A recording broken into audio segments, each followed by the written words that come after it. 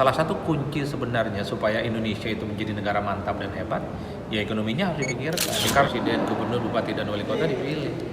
Ini adalah satu kemewahan yang dimiliki oleh seluruh rakyat Indonesia, 27 tahun lamanya, mesti disampaikan secara terbuka ke adik-adik kita ya, tidak mengalami peristiwa 98 itu. Karena kalau mau jujur, kalau ini tidak disampaikan, saya khawatir reformasi itu hanya sebatas jargon, reformasi itu hanya dianggap sebagai momen tidak penting, dan berbahayanya bahwa apa yang terjadi hari ini itu hadiah tanpa perjuangan apapun. Padahal kalau mau jujur, ada pemilihan presiden secara langsung, ada pemilihan gubernur, bupati, dan wali kota secara langsung. Ini kan buah perjuangan reformasi. Apalagi misalnya ada isu supaya gubernur, bupati, dan wali kota dipilih oleh DPRD. Ini kan akan kembali seperti zaman dahulu, di mana pemilihannya tidak lagi one man one vote. Itu satu. Yang kedua, reformasi itu harus dimaknai sebagai sebuah jawaban atas situasi politik dan ekonomi tidak baik-baik saja.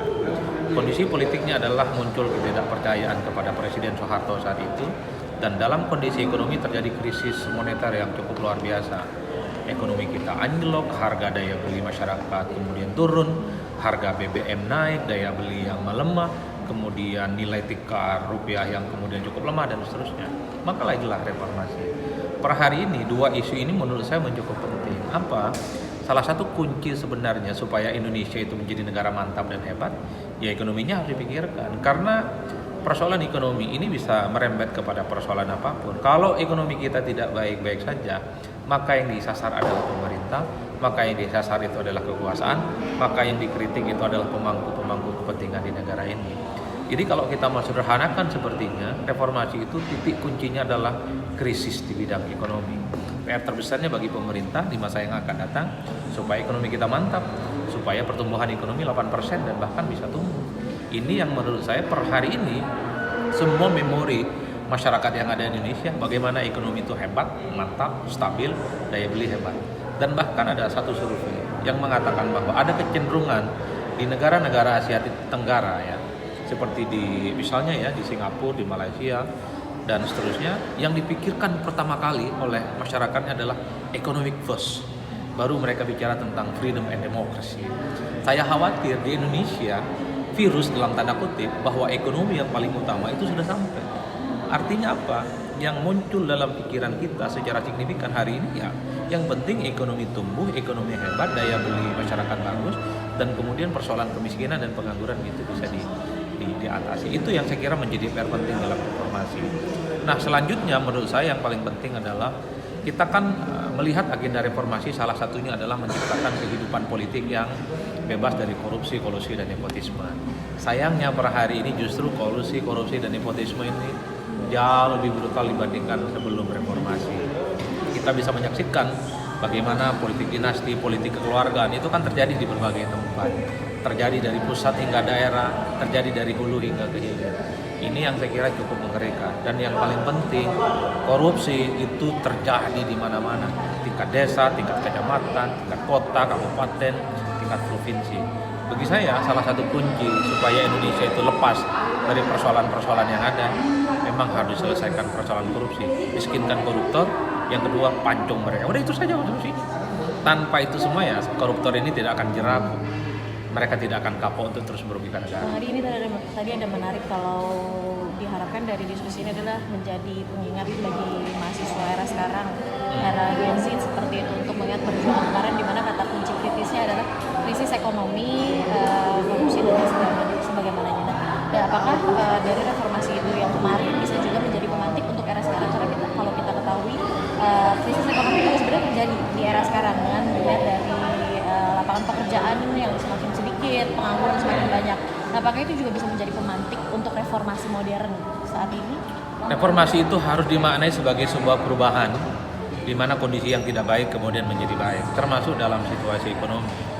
Kalau hari ini disebut ekonomi kita sedang struggle, sedang dalam perjuangan, misalnya pertumbuhannya itu sekitar 5%, maka di kemudian hari tak ada cerita lagi pertumbuhan ekonomi kita tetap 5%. Harus naik dong, 6%, 7%, dan bahkan hingga 8%. Yang kedua, kalau per hari ini misalnya banyak angka pengangguran, akses terhadap dunia pekerjaan itu rumit, ya memang harus dijawab. Semoga di masa-masa yang akan datang tak ada lagi orang miskin, tak ada lagi orang susah, dan semakin banyak pekerjaan yang kemudian bisa diakses oleh siapapun. Kan saya kira di situ. Jadi reformasi itu ya bukan hanya soal bagaimana punya semangat untuk mengganti rezim. Saya kira itu sudah nggak relevan. Yang paling penting adalah bagaimana mengubah situasi kita yang saat ini tidak baik-baik saja menjadi baik. Sesuatu yang baik hari ini itu semakin dimantapkan menjadi baik. Yang paling banyak dikeluhkan per hari ini adalah memang kondisi ekonomi. Kalaupun kondisi politik saya kira stabil, eksekutif, legislatif akur, semua partai politik tidak ada yang gontok-gontokan, semua partai politik, stakeholder, kelompok aktivis, mahasiswa, bahkan kelompok-kelompok ormas memberikan dukungan politik secara total kepada presiden. Yang menjadi keluhan di akar rumput adalah bagaimana daya beli itu semakin hebat, bagaimana masyarakat itu punya taraf ekonomi yang semakin hebat dan bisa mampu meningkatkan kesejahteraan mereka. Saya kira di situ. Makanya kalau kita bicara tentang reformasi 98, salah satu kunci terbesarnya adalah krisis ekonomi. Dari krisis ekonomi inilah kemudian menjadi krisis politik. Mereka marah kepada pemerintahnya, mereka marah kepada presidennya, mereka marah kepada anggota dewannya, mereka marah kepada pejabat-pejabat publiknya. Itu 98. Nah, oleh karena itu, karena ekonomi ini menjadi sumbu di mana persoalan itu muncul, maka solusinya adalah supaya Indonesia itu mantap dan hebat, selesaikan persoalan ekonominya. Ekonomi, dan ekonomi. Terakhir deh Bang Rin, dari yang diharapkan dari diskusi ini untuk mahasiswa kan banyaknya mahasiswa. Ya, saya kira diskusi-diskusi semacam ini sebenarnya menjadi penting untuk memberikan pesan-pesan moral politik perjuangan ya. Kalau ada sesuatu yang tidak oke di negara kita, maka itu harus dilawan dan harus disampaikan secara terbuka. Karena kalau kita selalu berharap misalnya pada parlemen, selalu berharap pada anggota dewan, rasa-rasanya sulit. Di tengah misalnya anggota dewan itu sudah menjadi bagian kepentingan politik eksekutif per hari ini. Gerakan ekstra parlementer seperti yang dilakukan oleh mahasiswa untuk terus digelorakan sebagai upaya mengingatkan, reminder kepada rezim, kepada pemerintah, kepada DPR bahwa mereka itu harus bekerja untuk rakyat, bukan bekerja untuk yang lain. Dan yang paling penting, ide-ide kritis yang disampaikan oleh mahasiswa dan kelompok pejuang demokrasi ini harus disesuaikan dengan cara-cara demokratis. Jangan chaos, jangan fitnah, jangan membabi buta.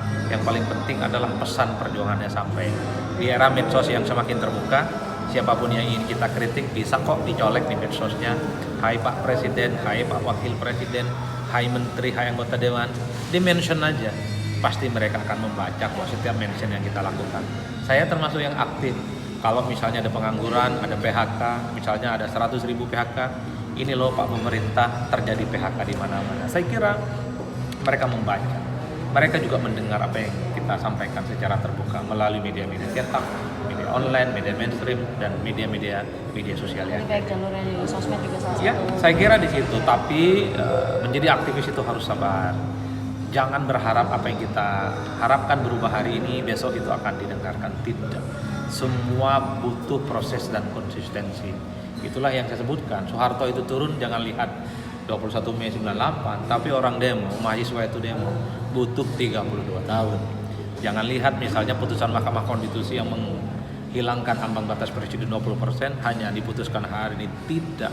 Tapi perjuangan menghapus ambang batas presiden 20% itu terjadi sejak 10-15 tahun yang lalu. Artinya perjuangan politik itu tidak ada yang mudah. Tidak semudah kita membalik tangan, tidak semudah kita mengatakan kun fayakun. Perjuangan politik itu butuh konsistensi, butuh pengawalan yang serius, dan yang paling penting adalah jangan pernah lelah untuk menyuarakan keadilan dan kebenaran. Saya kira di situ. Oke ya, mantap ya. Terima kasih ya Bang.